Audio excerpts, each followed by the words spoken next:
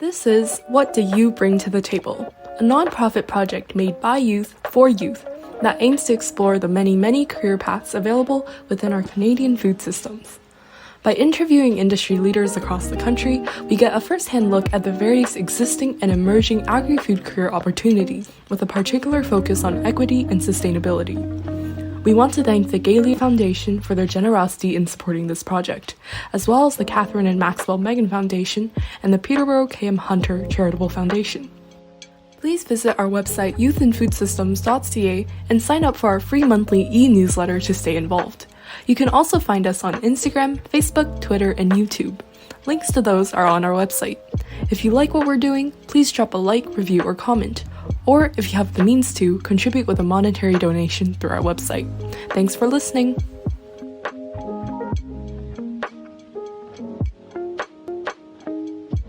This is Season 3, Episode 2, Zaynab and Paul.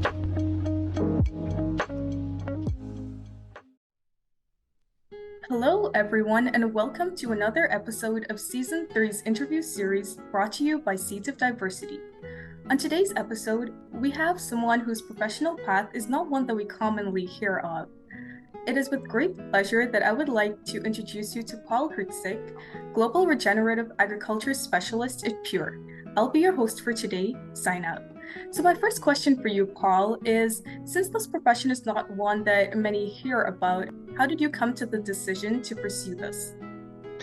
It was kind of a mixed path. I did an undergraduate degree in geography and environmental management, and in my third year, I took a course on soils. And I don't come from a farming background, although I had spent a bit of time volunteering on farms, but I remember taking this course and just being completely fascinated with the subject of soil and how carbon moves from the atmosphere into the soil. And in fact, there's actually more carbon stored in the soil than in the atmosphere and all plants and animals combined. So the pool of soil carbon is absolutely massive, which means when we do things that affect this pool, like agriculture, for example, it can have major impacts on the climate and climate change. So it was an opportunity, I think, to look at a subject that I found really interesting and connect it to, climate change, which back in 2008 to 2009, when I was doing my undergrad degree, was getting less attention than it is now. After I did my undergrad degree, I actually spent 3 years working at Seeds of Diversity and had my first opportunity as a job to work directly with farmers. And it was something that I really loved and felt passionate about. And it wasn't a project focused too much on soil, but whenever you're working in farming, you have to think about soil. I went from that role back into school to do a master's degree in soil science and really just tried to get a little bit more technical experience and education on soil carbon dynamics. And when I came out of that program, I didn't want to take on a role as an agronomist. Some of my friends were doing that. There was others that were going into government to work on policy, but I really wanted to still be connected to the field, but do something a bit different than, agronomy. And this job just happened to pop up at the right time. And, I went through the normal application process of sending a cover letter and my resume and had some interviews with some of the different team members that I now work with. And that was almost 5 years ago now. So the job kind of caught the attention of one of my friends who sent it to me thinking it would be a good fit. And it's a really fascinating place to sit, I think, having an opportunity to talk with farmers in the morning, talk with some clients in the afternoon, talk with ag tech or technology companies later that afternoon, and really be able to connect all those different stakeholders and work on one thing. So it was a bit of a roundabout way to end up here, but I think having experience working directly with farmers really helped to make me understand how important that would be to the work that I do. And I found a job that lets me continue to do that, which I love. I love that. That's really impressive. I've never heard of anyone that has such a fascination with the soil and the fact that the soil has more carbon than the atmosphere. That's definitely something new that I learned today. Moving on, would you encourage students to pursue this path? So I know that you said most persons gravitate towards agronomy, but would you advise persons to maybe take a look at your profession instead? Of course, I think we need more people who have degrees in soil science. I think the message that I would want to share is agriculture is an industry that provides so much more to people interested in this field than I think it used to. I think some people may still think that if you go to school to do a degree related to agriculture, that you want to farm in the future. And in 2023, you can go and do a degree related to agronomy or in agriculture and specialize in technology, machine learning. You can specialize in remote sensing and how we can use all of these new tools provided by technology to make decisions at the farm level or at different points in the supply chain. Or if you just really want to focus on agronomy, there's tons of jobs that farmers engage with agronomists for different recommendations, for different practices to support on changes on the farm or to help make decisions. There's the business side of things, there's the education side of things. So I think agriculture is a really exciting place to be right now, and I hope more young students find it as fascinating as I did. And I would encourage anyone to, really explore what those opportunities are, because it extends far beyond running a farm. So I know that you mentioned that you usually have you have discussions with farmers, you talk to clients. So a regular day for you does not sound like something that's just set in stone. It sounds like it changes quite frequently. Yes. I would say, week to week looks very different, and day to day does as well. In a typical day, I'll take any number of meetings, a couple hours each day. I'm on calls, taking meetings either internally with the teams that I work with, or externally, which can be farmers, which can be partners that we have to provide remote sensing solutions or technological solutions from some of the work that we do, or it can be clients, the ones that are the corporate partners that fund the work that Pure does.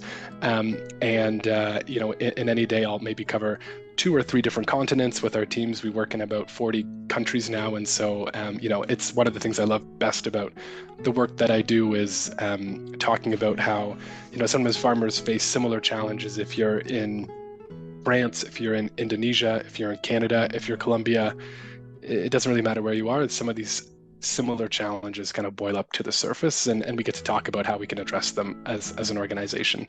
And then other times of the year, I get to spend it in the field, which is something I love as well. Traveling to the field to either do measurements related to soil or related to biodiversity, to speak with stakeholders in the field like farmers. I think it's one of the really important components of what we call project development at Pure, is making sure that the farmer voices are really the center of that whole project development pathway. If you're looking to change something that's happening in agriculture, farmers need to be the leading voice in that change. And we certainly try to do that by traveling to the field and sitting down over a cup of coffee or walking through the fields together and making observations. So, emails are a big part, calls are a big part, managing different stakeholders are a big part, but the jewel for me is being in the field. Definitely. The range of things that you do are quite impressive. I'm utterly blown away, honestly. You mentioned that Pure takes on various projects across different continents. Would you be able to elaborate a bit on what the work at Pure is, the mission or goal of? Absolutely. So Pure has been around since 2008, and it was born out of this idea called insetting. And maybe some of the listeners have heard of carbon offsetting, and it's when a company would purchase a carbon offset or a ton equivalent of carbon dioxide that's been generated through an activity like tree planting or changing to a green technology. And companies can buy an offset to help do exactly that, offset their actions that they produce carbon from. Insetting is a different approach. A company focused on insetting would create action to sequester carbon or create a positive environmental impact within their own supply chain. So the areas that they do business in, and that's where Pure specializes. We work in agriculture supply chains, and The commodities that we focus on most are things like coffee and cocoa. And then in addition to that, we have animal fibers like wool, other textile fibers like cotton, and then more of those crops you'd see in temperate regions like Canada, the canola, the wheat, the corn, the peas, those types of crops as well. So companies who buy coffee from a farmer in Colombia, Pure would develop a project to help reduce the emissions coming from that farm directly with those farmers in the supply chain of the company who's paying for those projects. So that's what insetting is really working in your own area of influence, working where the company itself is creating the negative impact and has an opportunity to then create that positive impact. So that's the in versus the off, the difference there. And Pure's been doing this for the better part of 15 years now, working across about, I said 40, but I think it's closer to 37 countries on a number of supply chains. And we do work focused on nature-based solutions. Some of the more practical aspects of the practices included there would be things like agroforestry, which is planting trees within or around the farm boundaries. We also focus, this is my role, on regenerative agriculture. And so those practices can include things like adopting no-till, implementing cover cropping, implementing practices to reduce the use of synthetic inputs by supplementing them with manure, compost, other types of organic amendments, looking at your integrated pest management strategy and how nature-based solutions can support that, and then doing other types of work on some of the marginal lands of the farm, like you could establish a pollinator strip, for example.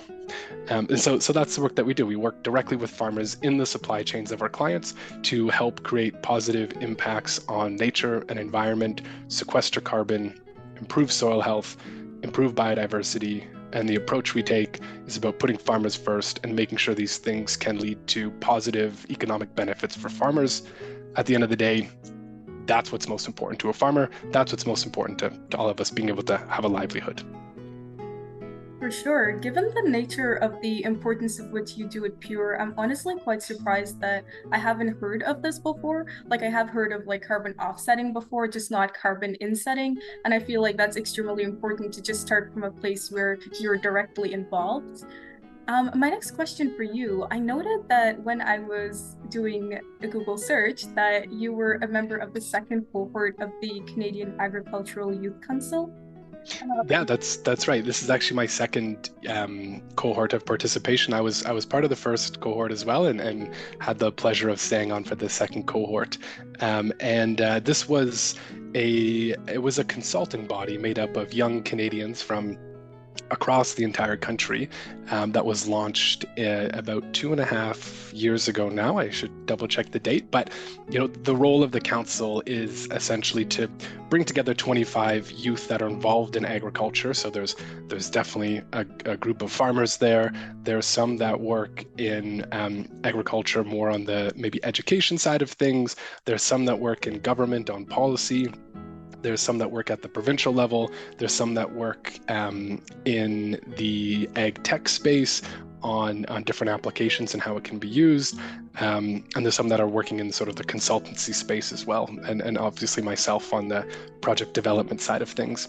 And the role of the group is to basically ensure that the perspective of youth is well understood and can be used to directly inform policy and programs and decision making at the government level. And so the Federal Minister of Agriculture, who recently changed, but the one that launched the council was Marie-Claude Bibeau. And we've had the pleasure of meeting with her a number of times over the last few years to share our perspectives. And sometimes it's on a very specific subject. Maybe, for example, if there's a new government policy that's going to be rolled out, and we get kind of a sneak peek to have a look at what this policy includes and what are some of the programs that are involved, and being able to bring in the youth perspective to say, oh, that's going to be, a really attractive component to new young farmers, or that's going to help, allow for new farmers to enter and be able to rent or purchase land to actually operate a farm, or that's going to be, a barrier to that.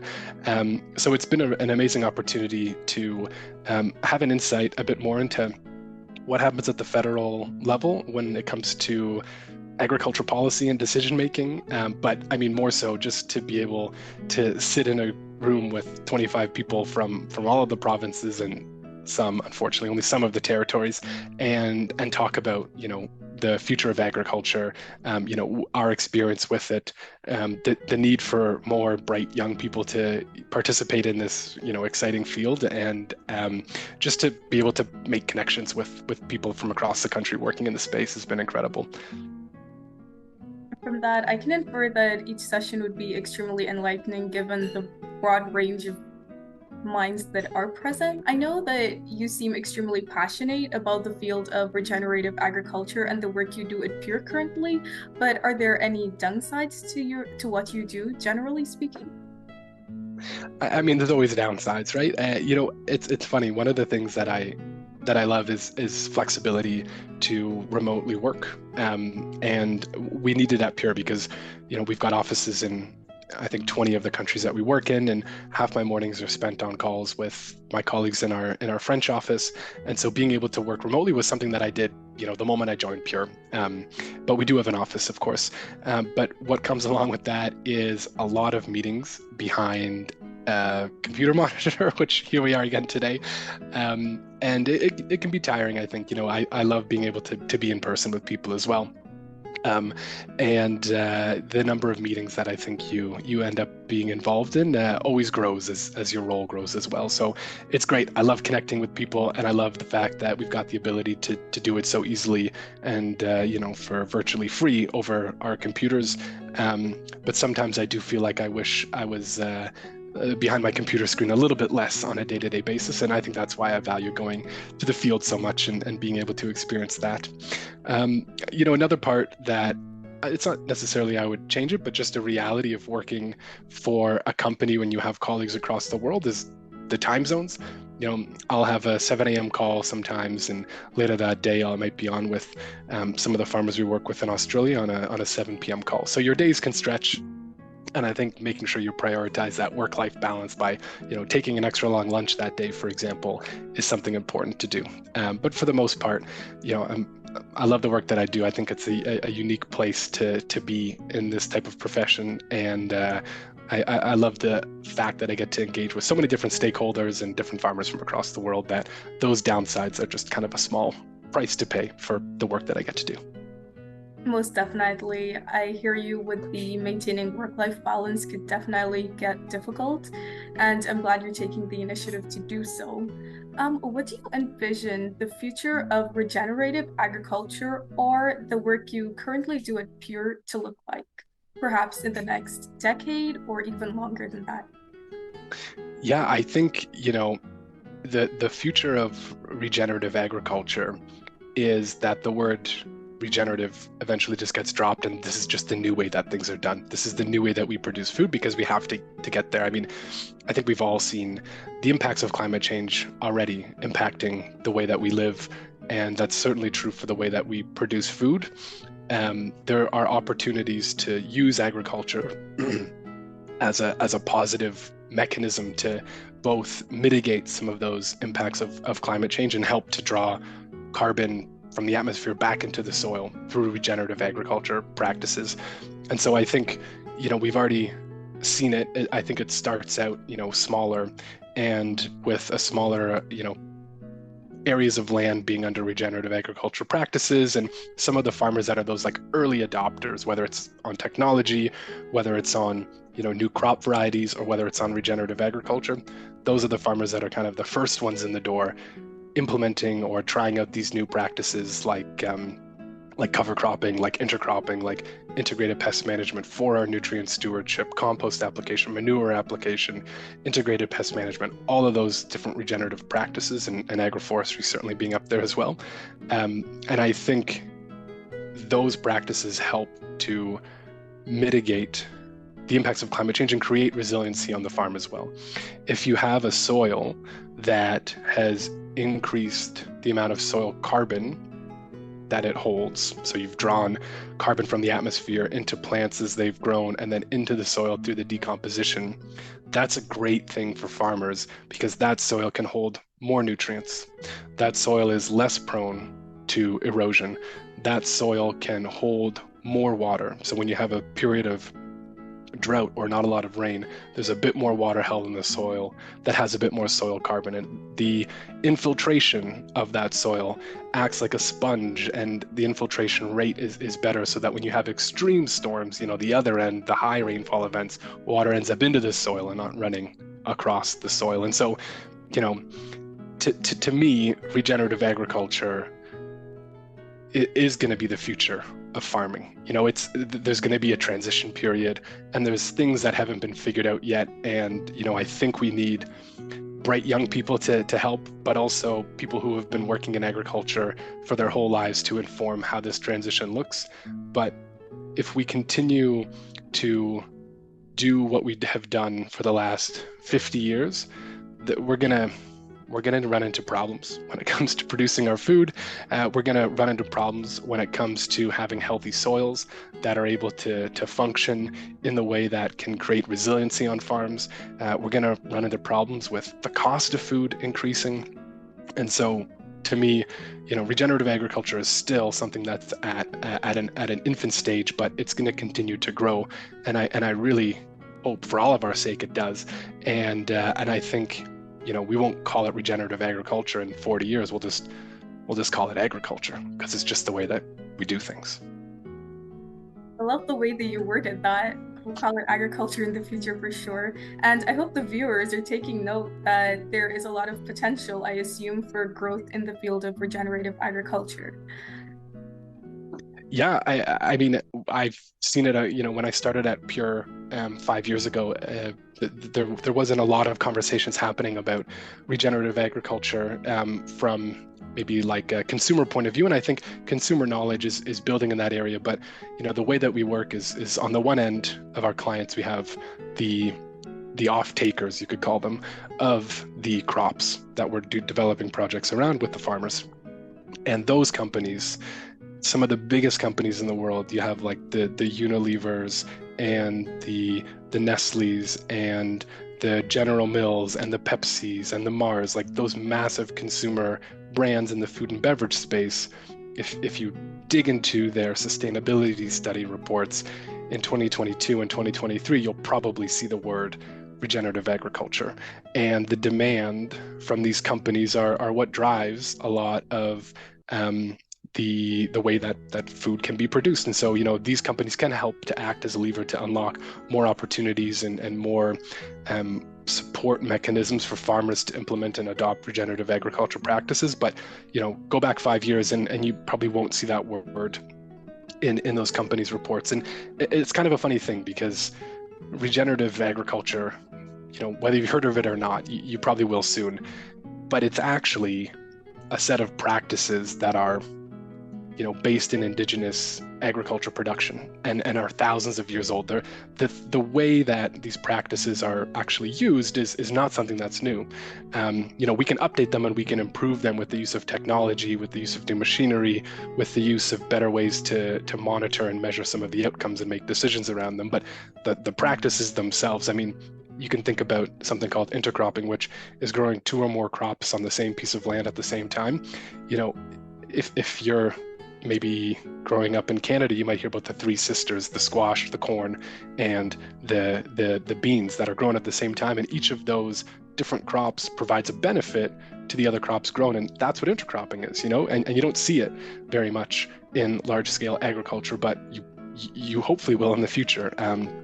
But that's just an example of the practices being old and the word regenerative being new. And I'm kind of getting off topic here, but I do think that there are definitely opportunities in this space, and those opportunities will grow. I think there's going to be a ton of opportunities in the way that technology is used in agriculture, which is a component of regenerative agriculture. So, if you're tech savvy, if that's your interest, and you also happen to like soil or agriculture or crops, there's ways to marry those two things and work in that field. There's potential for people with strong math skills who are interested in machine learning and AI and modeling to focus on soil carbon models like Rothc, like DNDC, like Simios AMG. There's plenty of opportunities to take whatever you're passionate about. There's probably a connection to agriculture there somewhere. So regenerative agriculture, I think, will definitely continue to grow, and I think the opportunities to participate in this field for youth will as well. For sure. I believe that when I first heard the word agriculture, I definitely thought of more traditional careers, so like farming, for example. But now definitely I'm not thinking just that solely anymore. And I hope that anyone listening will definitely try to consider those other options, because as you mentioned, it's extremely important given the current situation of Earth that we do have a lot more individuals involved in these fields. So to conclude, I have one last question for you, which is not necessarily directly related to your field. And this is, if you can go back in time and give one piece of advice to yourself when you were around 16 years old, what would that be? Yeah, it was a kind of a scary realization today to think that's like half my life ago. I guess I am getting old, because 16-year-old Paul was, 16 years ago. I think the piece of advice I would give to myself is, focus on accumulating experiences. Maybe 16 is a little bit young, but I had the opportunity to do lots of traveling when I was young, and it wasn't the best choice from an economic point of view. I could have saved a bit more money, but instead I worked, I saved, and then I went and took some time to travel. But you can't get those years back, and it shaped a lot of my experiences seeing farmers. That wasn't the purpose of why I was traveling, but seeing farmers in different parts of the world, shaped a lot of my experiences. So whatever it is, whether it's, trying to grab those experiences to do an internship, or, doing something adventurous, or if you have the opportunity to do some traveling or something like that, don't spend all your money. That wouldn't be good advice. You should try to save a bit, but I think focusing on, experiences at a young age is something that is always worthwhile. And I would tell myself to do more of it when I was 16 and, older. Definitely. Being just 2 years removed from 16 myself, because I'm currently 18, that is definitely something that I'm going to take into consideration, because I think that in today's world, we're constantly just chasing the next achievement, per se, and that definitely leaves less room for just making the most of the experiences that we can have and just being present, I suppose. So on behalf of everyone watching, I would like to sincerely thank you for the time that you took out of your extremely busy schedule to provide us with such insightful information. I know personally, I have learned so much more in this 40-minute call than I have learned in quite a number of years regarding agriculture. So I must thank you. I appreciate that. I'm very happy to make the time, and appreciate the opportunity to chat with you and to share a bit more about what I do. And I think regenerative agriculture is exciting and important. And if you're interested in it, definitely dive in and see what's there for you. Definitely.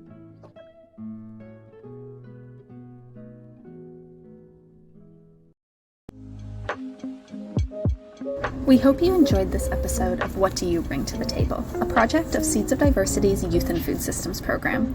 Thanks again to the Gay Lea Foundation, the Catherine and Maxwell Meighen Foundation, and the Peterborough K.M. Hunter Charitable Foundation. And of course, thanks to you for listening. See you again soon.